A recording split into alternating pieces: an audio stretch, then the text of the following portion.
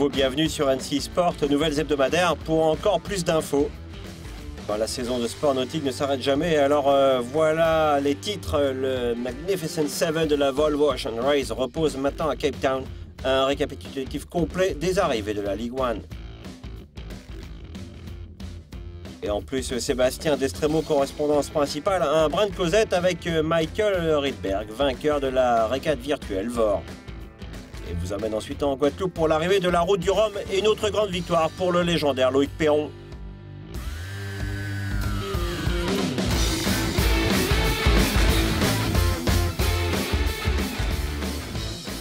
Un demi-siècle de tradition sportive célébrée au Pérou pour les sensationnels ISA World Surfing Games. À Maui, Thomas Traversa et Ibala Moreno sont de nouveau couronnés champions du monde de la PWA. Jimmy Speedhill, Martin Grael et Kaina Kunz remportent l'ISAF 2014. Les meilleurs navigateurs à Palma de Majorque. Annecy Sport, plongé dans l'action.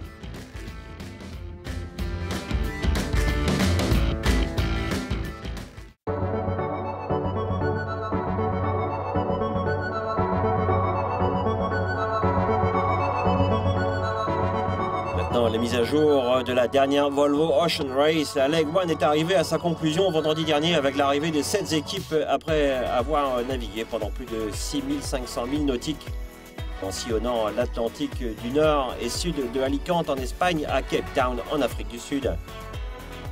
Mercredi, les fans de voile du monde entier ont été captivés par le duel à couper le souffle entre Abu Dhabi et Dongfeng sur la dernière ligne droite près de l'arrivée. Ce fut une finale épuisante après 25 jours en mer, avec l'équipe Émirat qui a à peine pu retenir l'implacable équipe franco-chinoise. Ian Walker passe devant Charles Caudrelier avec seulement 12 minutes d'avance. Se concrétisant en un clair succès sportif, ce nouveau One Design de la VOR a offert une régate serrée et a également soulevé d'énormes sur les équipages. Les skippers et surtout tacticiens ont certainement senti la pression. Les flottes sont restées dans un ordre très serré pour la plupart de cette première étape. Une aile de l'équipe hollandaise commandée par le vétéran Bo Baking était à seulement 45 000 nautiques derrière le duo de tête. Il termine simplement 4h30 plus tard avec une bonne 3e place. La dernière équipe à s'engager dans cette campagne avec seulement 6 semaines de préparation avant le départ. La performance de Vestas Wind était peut-être la plus grosse surprise.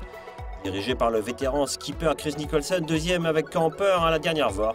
La jeune équipe danoise a très vite appris et après 26 jours et quelques minutes a assuré une importante 4e place ici au Cap.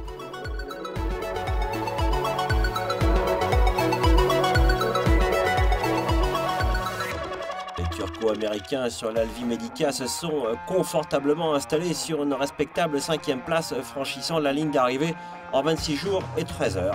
Ce qui équivaut à un nouveau succès pour la dernière recrue, comme l'équipe de Charlie Enright qui a également très peu de semaines pour se préparer à cette course monumentale. Le dernier duel était tout simplement une question de fierté. En embarquant un équipage stellaire, les dames de l'équipe SCA n'ont pas excellé tout au long de cette dernière étape. Elles étaient à la traîne derrière la flotte, mais Sam Davis a obtenu le maximum de son équipage pour le dernier tour de force. Sur le map free avec les vétérans Iker Martinez, Javi Fernandez, personne ne pouvait arrêter leur rush final, pas même le grand Michel Desjoyaux. L'Espagnol a été dépassé de seulement d'une poignée de milles de la ligne d'arrivée. Découvrez le reportage officiel complet sur cette spectaculaire Volvo Ocean Race en première vision tous les dimanches à 9 h, seulement sur Nautical Channel. Et maintenant, avec 110 000 joueurs, la course en ligne est un énorme succès sur la Virtual Regatta. Le correspondant principal, Sébastien Destremo, a échangé quelques mots avec le gagnant de la Leg 1, le Suédois Michael Rydberg.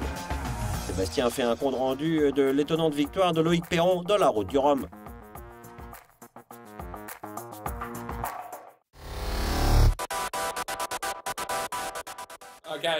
Oh Michael, d'abord toutes nos félicitations. Tu dois être sur un petit nuage après cette superbe victoire dans la première étape de la Volvo Ocean Race. Dis-nous comment tu te sens. Je me sens très heureux, c'était tellement excitant et la fin de la course était redoutable. J'étais tellement nerveux. Ils étaient très près de toi. Oui, je ne savais si j'avais gagné avant d'avoir coupé la ligne. Les autres bateaux t'ont beaucoup rattrapé sur la fin. Oui, le vent était de plus en plus faible devant et ils n'ont pas arrêté de me rattraper. Quel stress. Eh ben, merci beaucoup et encore toutes nos félicitations. Merci à toi. Loïc Perron, à la barre du Maxi Trimaran Banque Populaire 7, survole la route du Rhum qu'il remporte magistralement à Pointe-à-Pitre, améliorant au passage le record de l'épreuve de 2 heures. Vous regardez le journal de la voile d'Stop News. Bienvenue au bureau. Welcome. À 54 ans, c'est la 7e participation de Loïc à la Transat mythique. Perron, qui a tout gagné dans sa carrière de skipper, n'avait jamais réussi à remporter le Rhum en temps réel. Elle est belle pour ça, oui, elle est belle parce que c'est vrai que, c'est ce que je vous ai expliqué au départ, il y a 2 mois, je n'en rêvais pas. Contacté seulement 2 mois avant le départ pour remplacer au pied levé Armel Lecléache, blessé à la main, Loïc bénéficie à fond d'un bateau parfaitement préparé par le Team Banque Populaire. Auteur d'un départ prudent, Loïc prend la tête de la course dès la sortie de la Manche et amorce une traversée du golfe de Gascogne, plutôt rock'n'roll. Les premiers jours, il fallait attaquer comme des malades, dans une mer très très cassante, très formée, et on a toujours mal pour le bateau, moins pour le bonhomme. Et ça, c'était bien. Au 3e jour de course et sur les conseils de ses routeurs Marcel Van Triest et Armel Lecléache, Loïc met le turbo. En prenant tous les risques, Banque Populaire passe dans un trou de souris alors que ses adversaires sont pris au piège dans une bulle anticyclonique. Alors qu'il atteint la mi-parcours, Loïc fait le break et prend 200 000 d'avance sur ses poursuivants. Le skipper n'a plus qu'à gérer minutieusement la 2e moitié de la course. Et dehors, les conditions sont pas trop mal. On est dans les alizés, au portant, on est avec les poissons volants, direction la Guadeloupe, où si tout va bien, on arrivera entre dimanche et lundi. Voilà. Pour l'instant, en fait, en espérant que ça reste comme ça jusqu'au bout. Banque Populaire Route, la pureté des trajectoires de Banque Populaire en disent long sur la maîtrise du skipper et de son équipe de routeurs à terre. Il y a encore pas mal de manœuvres, ça va se passer de nuit, le vent va mollir. Et puis avant tout ça, on va passer à travers une zone, presque un champ de mine, au large de la Désirade, la fameuse petite île à l'entrée de la Guadeloupe, là, tant désirée. Alors qu'il contourne Basse-Terre à plus de 30 nœuds, Loïc est pris au piège par le dévent du volcan de la Soufrière. Un coup de mou qui peut mettre en péril l'obtention du record de l'épreuve. Cette dernière difficulté passée, plus rien n'arrête le vol triomphal du grand oiseau bleu dans sa traversée express de l'Atlantique. C'est juste après minuit en Guadeloupe que Loïc coupe la ligne d'arrivée à Pointe-à-Pitre, améliorant le record de l'épreuve de 2 heures. À partir du moment où j'ai accepté la mission, c'était en connaissance de cause, bien sûr. C'était évidemment avec la motivation évidente que je voulais tout faire pour être à la hauteur de ce qu'aurait pu faire Armel à bord, évidemment. Chapeau l'artiste. Loïc.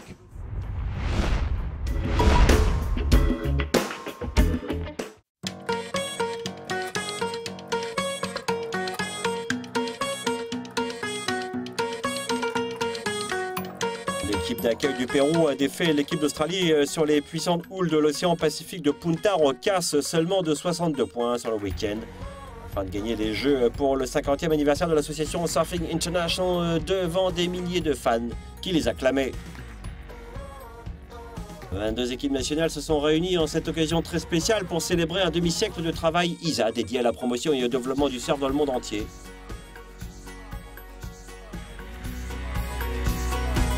Le légendaire premier président de l'ISA, Eduardo Arena, en 1964, était également présent lors de la célébration historique de cette année.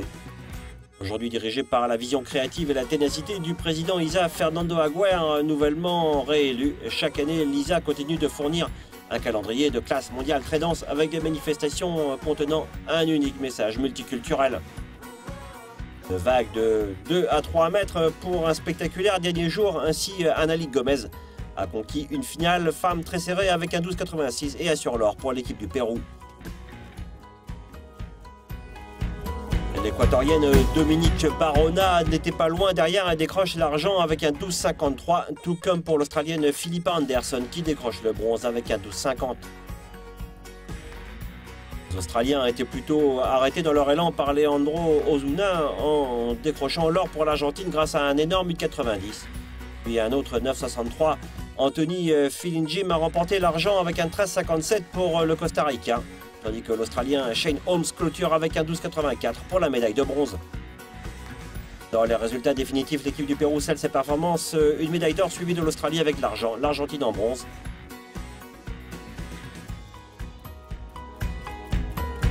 Et enfin le Costa Rica avec la médaille de cuivre pour la 4e place restante. Une autre caractéristique des compétitions ISA. Pour un reportage complet et détaillé de ces Claro ISA 50e anniversaire des Jours mondiaux de surf au Pérou, rejoignez-nous dans NC Sport Top Story, maintenant en diffusion uniquement sur Nautical Channel.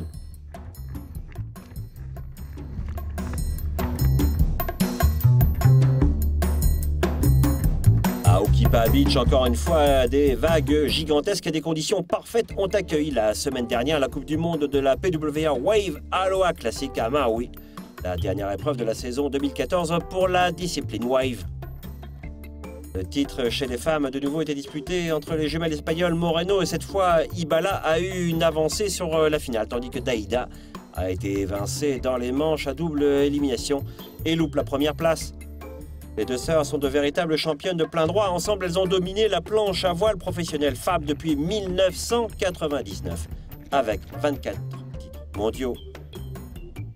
Dans la finale 2014, Ibala a rencontré et battu la jeune et sensationnelle américaine de 17 ans, Fiona Wilde. La nouvelle recrue disputait son tout premier événement international.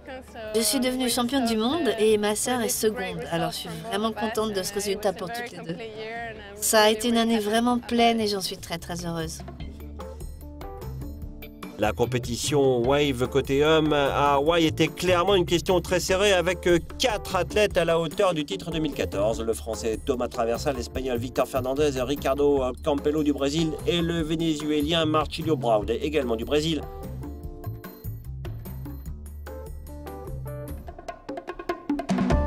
Par contre, un autre jeune américain a volé la vedette à Maui, Morgan Umaro, âgé de 20 ans, a repoussé les 4 premiers adversaires classés pour une victoire spectaculaire cette année à l'Aloha Classic. Une deuxième place déterminante qui se traduit en titre mondial ici et Traversa ne perd pas l'occasion. Le Français blessé en compétition a finalement repoussé Marcelo Brown dans la double élimination finale pour s'assurer le championnat Wave PWA 2014. Je suis le nouveau champion du monde. Je suis super content évidemment. Sail of the Year award is James Smith in Australia. James Pithill chez les messieurs, Martina Grael et Kaina Kunz chez les dames ont été couronnés nouveaux sailors de l'année lors de la cérémonie annuelle de remise des prix de l'ISAF tenue la semaine dernière à Palma de Majorque. Les membres de la Fédération internationale des associations de voile ont voté sur la liste finale des candidats inclus de nombreux grands performeurs qui le méritent dans une grande variété de classes. Le prix de Speed Hill n'est peut-être pas une grande surprise avec le grand retour de Raker Racing pour défendre la Coupe de l'América 35. La plupart des autres candidats sont des particuliers, mais honnêtement, cela ne pouvait pas aller très loin. C'était vraiment un effort d'équipe. Je veux dire, je suis rien tout seul. Dans le jeu, je joue et je compte énormément sur les gars autour de moi, à la fois sur l'eau et hors de l'eau, mais sans eux, ce ne serait tout simplement pas arrivé.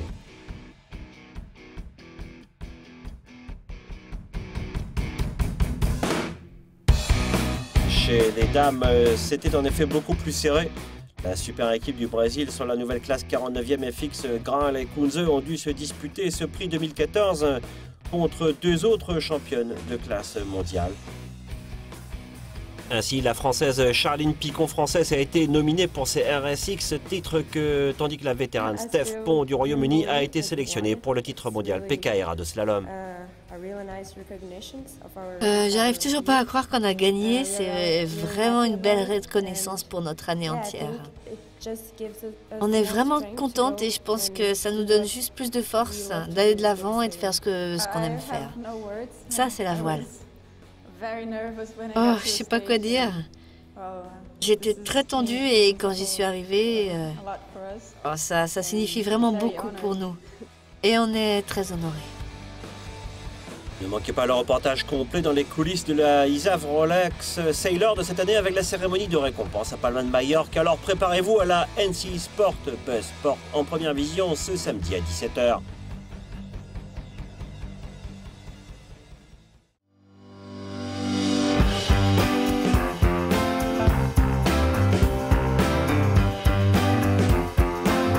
Ne manquez pas le Nautique 2014, le célèbre salon nautique de Paris. Ce sera du 6 au 14 décembre.